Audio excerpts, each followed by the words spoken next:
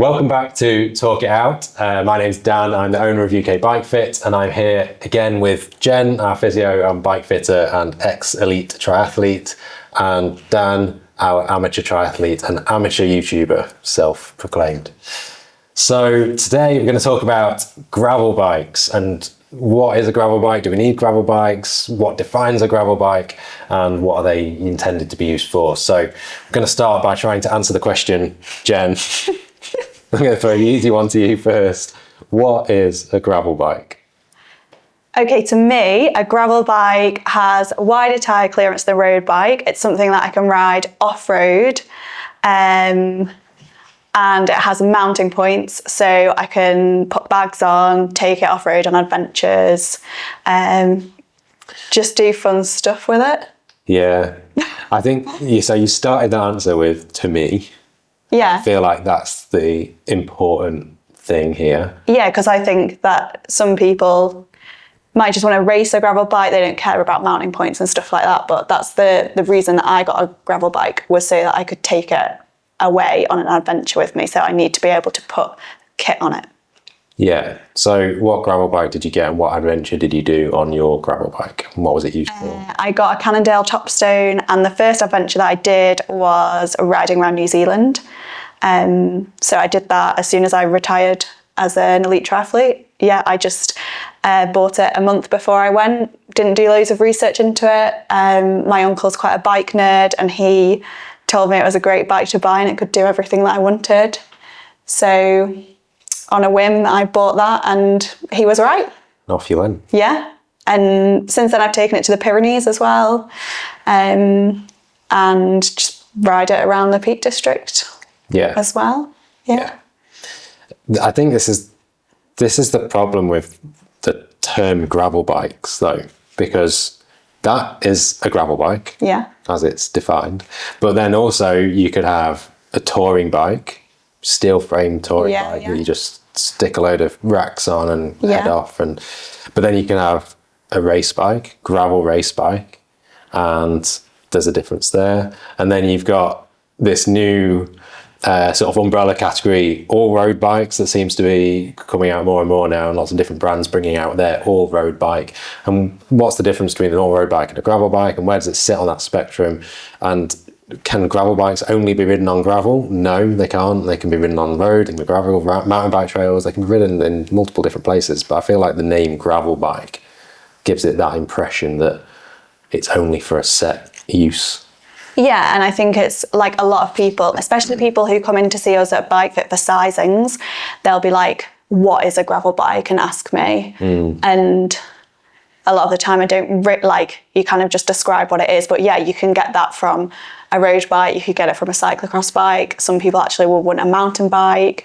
The reason that I chose it instead of like a touring bike is, I think, because I come from a race background, I still want to be able to go quite fast, and touring bikes are generally like heavier. You can still get quite a light, like I've got a carbon gravel bike, so you can still get places quickly and go quite fast, and it goes pretty speedy on the road as well. Like, it's really not much slower than my road bike.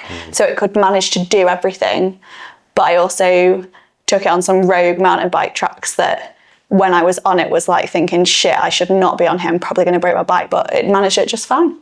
Yeah, and that's a good point in terms of when doing a fit and sizings, and we get someone on our fitting jig, get them to ride, measure the jig, get their geometry measurements, and then plug it into our software that churns out all of these different bikes that fit.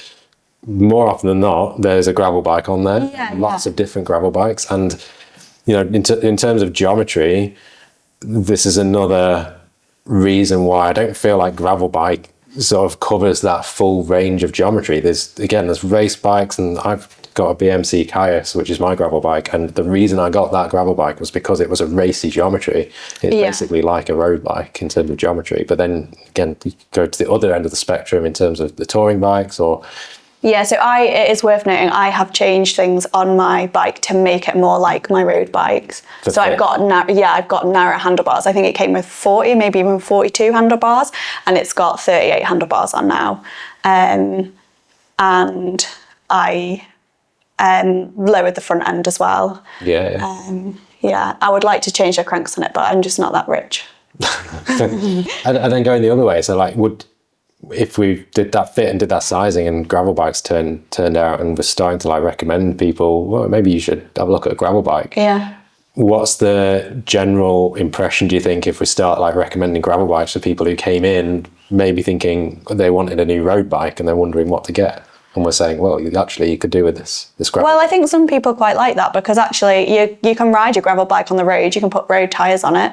Like I ride mine on the road, and if you're getting a carbon gravel bike instead of a carbon road bike, a lot of them, like, they're not going much slower. And lots of people actually like if you're a bit newer to cycling, like the wider tyres, especially like all the potholes and stuff that we have around here, they can be more comfortable to ride because you can ride at a lower tyre pressure. You've got the wider tyres on. So yeah, it doesn't have to be, I think that's the point, you don't have to just ride it on gravel. Yeah. You can ride it on the road if you want. Yeah. I am a massive, massive fan of my gravel bike, as you know, because I don't shut up about it. But also because I ride it so much. It's definitely the bike I ride most in all weathers, all conditions, all terrain. I've got 2 now different wheel sets on it with different tyres. I've got a wheel set with some road tyres on it. I've got a wheel set with some gravel tyres on it that are tubeless that I can just switch in and out. And I do race some like road races and crits as well. I would genuinely race that BMC in a road race or a crit with the right tyres on, wheels on. It is that capable. I forgot to swap the wheels. Yeah. Yeah. Just turn on to Dali Moore with some 45mm tyres on tubeless. 100%. Like and I'd arguably as well, because it's got a longer wheelbase, handling wise, I feel so much more confident and comfortable with it, even with road tyres on, just because it's a longer wheelbase bike and it's more stable and it handles so nice. I just love that bike because it is the absolute definition of 2 bikes in one. So yeah, I think gravel bikes cover, or the name gravel bikes covers too big a spectrum, and it needs to be slimmed down. Yeah, definitely. Gravel bikes. Yeah, I also think that people might get more confused, especially some people aren't going to like this, but I think the Peak District's got dreadful gravel to ride. So then that's why maybe people that come into us that ride around here don't quite understand what one is, because we haven't really got any good gravel. So I didn't want to stamp on you for saying you love your gravel bike, Dan, but that's exactly why I think the same as you, Jen. It's terrible. A gravel bike has to have massive clearance, big tyres, mounts for things because of where we ride. Yeah. We don't have really fine, lovely, nice gravel, which I think your bike is more aimed at, although you can get around the other stuff. I agree. It's not specifically made for that. So for me, a gravel bike has to be able to do those things because of where you ride. It might be that if you live somewhere else in the country or the world that you don't need that, and therefore a gravel bike is a bit less gnarly to you. But I definitely think that, like, I've got like mountain bike tyres on mine now, and I think, well, I haven't done this ages ago. It feels like, this actually suits the terrain that we ride on. So for all the international viewers watching this episode, please can you describe what gravel we have around us? Mud? I mean, the summer's not too bad, really, is it? There's a lot of grass, a lot of like dry, hard patch trail. Near where I live, there's quite a lot of disused train lines, so that is very good gravel. A lot of it's flat, wide, and that's the best gravel we have. But as soon as we get out into the Peak District in Derbyshire, which is the middle of England, if you look at it on a map, it's tough, it's rocky, it's bumpy. It's even in the summer, there's streams, and you're going at elevation. Sometimes it's wet and it's difficult, isn't it? You definitely want chunky tyres, you definitely want low pressures. I mean, so like I ride in the Peak from the Sheffield side, and one of my friends is a big mountain biker, and he would take me out mountain biking, and he literally didn't believe that I'd been on my gravel bike in some of these places because he doesn't even ride a road bike, until I went out with him, and he was like, oh my God, how can you ride that down here? Because essentially you just have like mountain bike tracks, or you've just got trails that I think are a bit boring. Like I just think a disused railway line to me. And I think, to be fair, I got spoiled because I went, like, in New Zealand, the gravel's just it's incredible and it's really fun, and you will go up and down hills, and the tracks, like, they're technical but not too technical, so you're constantly doing stuff, and it was just really fun. And then I came back and was like, well, it's a bit naff here, isn't it? But my bike nerd uncle, who lives in the Lake District, it's way better there. So I always take my gravel bike to go and ride with him. And yeah, I just think the peak is not amazing, which I'm sure some people won't agree. Well, so are we saying then that a gravel bike needs to have really chunky tyres? Is that the thing? We're saying it depends where you live. Okay. So if it depends where you live and what gravel you're going to be riding on, then do you even need a gravel bike if you can fit up to 38 mil, sometimes more, tyres in a road bike now? Because the amount of road bikes that are coming out that are still labelled road bike, and they follow the same pattern of road bikes from these brands, but you can fit such and such a tyre in, 38 mil plus. Why do we need a gravel bike? Well, we all ride on the road, right? What size road tyres are people running? 30, 32. 28. Okay, 32s. What we were running 5-10 years ago? 25s. Yeah, similar. Yeah. Yeah. I think the way we're going, and now I've sampled riding on 32s, I don't think that these bikes that are marketed as all road, they're aimed at, or so the marketing looks at, you see pictures of people riding down gravel and on road. I think they're all, I think they are, as the name indicates, for the road. They're just more suitable now, particularly to our roads in the UK. Yeah. Potholes, gravelly, rough. And maybe just ride like on the Munsell Trail or whatever on them. But I mean, you can ride on the Munsell with a road bike. Mm-hmm. You know, places like the disused railway tracks, they can be all road. Yeah. But anything more than that. also, like, for me, my gravel bike has to have mounting points on, which those road bikes don't. Sure. So Okay. I would still want a bike that's got mounts on it. Okay. So let's say you didn't need mounting points. Let's say you just wanted to ride gravel race gravel, or you just wanted to ride gravel that was non-bike packing, non-Audax, non-adventure type gravel. You just wanted to go out off-road for a bit. Could you ride the gravel? And, we're relating it again to this part of the country, but can you ride the gravel in this part of the country on a 38mm tyre? Because... Yeah. Okay. Even like the muddy, traily sections, like the MTV sections that your friend went down with? Well, I mean, I don't think many people would ride them on a gravel bike, to be honest. You're just a crazy cat. No, I just get myself in these places and I think, shit, I'm going to break my bike, and then I just, make it out the other side. Would you want to ride gravel around here on a 38mm tyre? Not really, no. I don't think. I just want to ride the gravel that is suitable to those tyres. You want to be able to go, what it's like if you don't plan a route properly, or you can just map it off road on Strava or wherever, you end up turning down a path and it's not anywhere near rideable for that sort of tyre. You want to know you can go anywhere. That's the whole feeling of riding off road, right? Turning down the path less beaten or whatever. So if we're saying that these all-road bikes that are coming out then are designed to be ridden on part road, part gravel, if that's what they're marketing their bikes as, then to pick on Ribble slightly, because Ribble have just brought out an all-road range of bikes, their tyre clearance is 38mm as an all-road bike. As a comparison, a Giant Defy, which is an out-and-out road bike, not yet labelled as all-road, also has 38mm tyre clearance. So where's the difference? What tyre are you going to put on it? What do you mean? If you're using that bike and that's an all-road bike, you're going to ride it on the road. You put a road tyre on. Yeah. I can't. So you can't ride it. Putting a 35mm gravel tyre on. Exactly. So then you can't really ride it on gravel, can you? Because a road tyre will pick up punctures. Yes, you'll be able to ride it on dry gravel, but it won't be any good if you're around a corner, if you're trying to stop quickly or something. I don't see that those all-road bikes can be used off-road unless if you set it up for off-road, it's actually you say what you're going to put on it. Cyclocross tyres. Like they're just not good nowadays, are they? You need that. So why are we seeing all-road bikes then? Why not just road bikes? And so I think we're seeing all-road bikes because it's a new buzzword. People can market it. We've been through aero bikes, been through climbing bikes. Now we see brands like Trek have been through that with the Madonna and the Amonda, and now you've got one again, Madonna or whatever. It's not the Madonna, I know it's not, but them coming back together and having one. I think all road's a new marketing buzzword, but also it's a new thing for people, isn't it? People think, oh, all road's great, I'll buy an all road bike. The one positive I can see from this is fully recreational cyclist who isn't bothered at all about performance, who would ride a 38C off-road tyre, ride it on the road and not be bothered about speed, ride it off-road and not be bothered about having the optimal comfort. The price point that bikes have got to in the last few years is that the average person can't be buying a road bike and a gravel bike and a mountain bike and a time trial bike and all of that.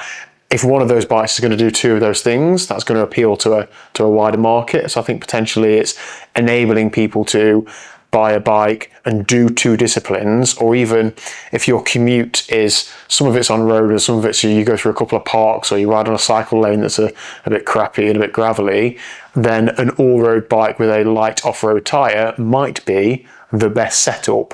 And if you can get into that at a good price point, that's a positive. But I think if you're trying to compete at anything, like Jen, you've competed at a much higher level than Dan and I ever have. Yeah. You're not going to, you're not going to want to give up any area of optimization that you can, are you? So you're not going to be satisfied with a bike that you know isn't going to do either of those jobs well. That's my take on it as well. I think these all-road bikes are just crap at everything. I think they're a crap road bike. I think they're a crap gravel bike. And for the person that it is suited for, they could do that same job, that same riding job on a gravel bike or a road bike. So I think they're an okay road bike, because I do think we need wider road tyres than what currently the market allows. Surely we're going to stop before 38 mil though. Surely I feel like mid-30s, for me, I'd be very happy with. 32s, I'm like, nice. Get a Giant Defy, get a Canyon Enduro Race, get a road bike. Don't get an all-road bike. They're just crap everything. They'll probably be slightly heavier. They'll probably be, the geometry will probably be slacker, which is, arguably a good thing for some people. But again, you can get that out of a road bike or a gravel bike. I don't feel like there needs to be this middle ground where, like I say, they're not in the road bike category. They're not a good road bike and they're not a good gravel bike. And it's just another marketing term to make people think, oh, I've got a road bike and I've got a gravel bike. I must need an all-road bike. I need to buy another bike. No, you don't. Just get another tyre. Get another set of wheels. I've gone all out. I did actually have the thought of getting a second group set the other day and having a one-bike group set for my gravel bike. But you can do that. You don't have to have another bike. Okay. Still buying a group set is cheaper than buying a full new bike. Don't justify it to me. You buy what you want. Yeah, but my wife might be watching. I need to justify it to her. So, well, that's fine because you're not buying another bike, so surely she's happy with that. Oh yeah. So the group set's fine. Yeah, the £2.5 group set, that's no problem. So what sorts of bikes have you seen people come in here with that are maybe in that category of, I do some riding on road, some riding off road? Are they still buying two bikes, or are they now looking for one bike to rule them all? I still see, personally, a lot of people who need one bike to do two jobs, that either have a road bike and a gravel bike, they have the two bikes set up, or when you start suggesting, oh, why don't you just get one bike and a couple of sets of wheels, their minds are just like how did I, they haven't even considered that as an option before. So I don't think enough people are considering having one bike to do two jobs as an option. So strong is the marketing of these companies that is pushing you down road bike or pushing you down gravel bike. Again, if you get the right gravel bike, whatever we're calling gravel bike, if you get the right sort of gravel bike for you, a lot of people don't need a road bike. They just need a gravel bike with two sets of wheels.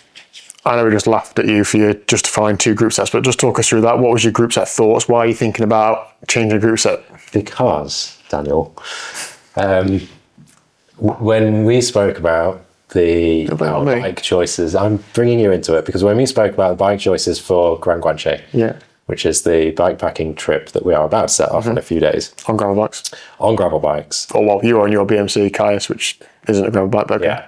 This route in particular would require, I think, bigger gearing than I've got. I've got a 33 on the front and a 36 on the back as my smallest gear at the moment. There's lots of steep gravel climbs involved. Because your gravel bike has come fitted with a SRAM Road group set. Yeah, it came fitted with a SRAM Road group set. So it sounds like you're riding a all-road bike hybrid. Basically, that's where I was going with that, yeah. Don't buy one, because they're not good at anything, but he's bought one. Moving on from that comment, if I wanted to put a bigger cassette on the back, I would need to change the rear mech to an XPLR, Explore Groups, Which rear mech. do come on gravel bikes, such as the Canyon Grizzle, yeah. Or go like fully like an Eagle rear mech. But if I change to an XPLR, that only works with a 1x group set, in which case I'd need a 1x up front, new shifters, the lot. Yeah. So I thought, well, I'll have a 1x bike as well if I just buy the group set. Yeah. Obviously, it's more bike admin to swap those group sets over than just changing out a couple of sets of wheels, but it gives you that option. So let's say then you've got a 1x group set, big cassette, whatever crank you want, 1x, and then we do the Grand Garanci, come back and you put your road wheels on it for road wise, as you do sometimes. Would you be happy with that group set on the road? No. And also because the other type of riding that I do with it is I will race that bike on a much flatter course and in higher gears for a lot of the time, shorter rides. I need that 2x setup and have those bigger gears for those sorts of riding. And on the road, I'll stick my road wheels in, commute on it, and I'll run out of gears on the flat. So you need both of those setups. There you go, I've just justified it. So my girlfriend has a Oro something gravel bike with a Shimano 105 road group set on it, and she is forever going between the little and big ring on the front because she sat on the trails.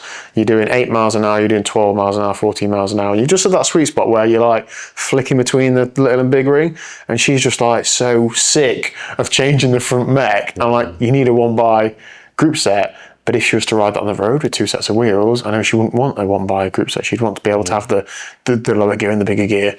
So I can see your point with that, and that's another reason why that one bike can't do the 2 disciplines well. I've ridden my gravel bike on the road with the 1x and thought, yeah, this isn't great, but it's not that bad. For the riding I'm doing, just training, it doesn't matter. Yeah, the jumps between gears are big, so I've got the Explorer cassette, rear mech and cassette, but it's okay. But I wouldn't take it on the club chain gang where you're going fast, you want that close ratio next shift, and when you're doing 25 miles an hour, which mine spins out at, you do want another gear or two. So if you're doing the point is, it is possible to do all of this with the same frame. Obviously, we're taking it to an extreme. Right, you swap the group set and wheels and tyres. We're changing everything. But the frame, in theory, could be the same. And I would still argue that it's cheaper and more cost effective to do that than to buy a complete new bike. I suppose it depends if you're a home mechanic or not as well, doesn't it? Yeah, that is one of the the bike admin is the downside. But how often are you going to be doing this? How often are you going to be switching between... Well, is it a winter summer thing? Or is it an event thing? Yeah, I think in my head it's an event thing. And if you do enough of these sorts of events to make it worthwhile, then that might be an option for you. That might be a legitimate option. So again, do we know what a gravel bike is used for? I guess the answer to this then, based on what we just said, is a gravel bike is whatever a gravel bike is to you. And it depends on the type of riding you do, what you want to do with the bike, and what it's going to be used for. And at that point, you should then choose sort of what category of gravel bike you want within that category. And gravel bike, the term gravel bike is such a huge umbrella category. It doesn't actually mean anything on its own. I'd be interested to see brand sales numbers. What are people buying? Are they buying more of these all-road bikes? Are they buying more out-and-out gravel bikes? Are people looking for big tyre clearance? I guess we're only a really tiny snapshot, aren't we, as to our thoughts. The buying trends is what's going to drive the manufacturers, what they're going to make and develop. It'll be interesting to see over the next couple of years what you see people coming in here with. Yeah, I think you picked up on a good point around, previously being aero bikes, climbing bikes. You don't see bikes marketed like that anymore. Like everything is an aero bike, everything is faster than the previous model, everything is slightly lighter, everything's slightly stiffer. I would imagine though that there's a very big upward trend of gravel bikes. Oh yeah, I don't doubt that. I mean, how are people replacing their road bikes with their gravel bike to do both things? I think I'm trying to weave triathlon into every single episode we do on this series. In the triathlon world, we've seen more and more now Canyon, and I think Specialized on the new aspects as well. Definitely Canyon though, on the aero, have a bolt-on aero bar. So their aero road bike has a like a time trial bar that you can fit and use for. That on the Endurace as well, the new Endurace. Yeah, it's the same cockpit. Yeah, it bolts on. Yeah, but they were selling it with it. Yeah. So I wonder if we'll see more of that sort of thing as well. That's definitely a big indicator of where these bikes are being used. Yeah. If they're coming with the option of running extensions on an endurance bike. Because in those examples, the tyres you're going to use are going to be similar. Maybe you'd have some faster tyres, but you don't need different clearances for it. But then I'd still have the same argument about gearing. Like I wouldn't use the gearing I use on a training bike on a time trial bike. Which is changeable and adaptable. And if you're buying a bike, I'd borrow your spare group set. If you're buying a bike though, how is it really rare that the group set that comes with the bike is the exact same one that you want? Like, you're going to want to change something out somewhere along the line, whether it's straight away or later down the line, it doesn't really matter. You're going to want to change it at some point. So is changing a group set out completely out of the question? Probably not. So in summary, Jenny, you got a road bike as well, or do you ride your gravel bike on the road? No, I've got road bikes. As well, same. Same. But you still ride your gravel bike on the road out of choice sometimes, don't you? I just love it. Yeah. And if you've never ridden 45mm tyres tubeless on the road, especially in this country where it's crap. Yeah, in the winter I do ride my gravel bike on the road sometimes, but not if I'm wanting to do like a hard session. But like if I was commuting here, I'd probably choose to ride it on the road. The feeling of riding a gravel bike on the road is just unbelievable. It's so smooth. And genuinely, like, I don't think it's that much slower. It's probably a bit. It's not, like mine's barely any slower at all, but I do like really super love one of my road bikes. It's the most comfortable bike I've ever had. So my gravel bike, the geometry of it, I can't quite get it exactly the same as that. So, but that's just a bike I've had for a really long time, and it's just my favourite bike to like handle and everything. So I would never get rid of that bike either. So we'd be interested to hear people watching this. Let us know your thoughts in the comment section down below. Do you ride one bike for all disciplines? Do you have a separate gravel and road bike? If so, are you looking to change that? Is cost a factor for how expensive bikes are nowadays? Let us know your thoughts in the comments.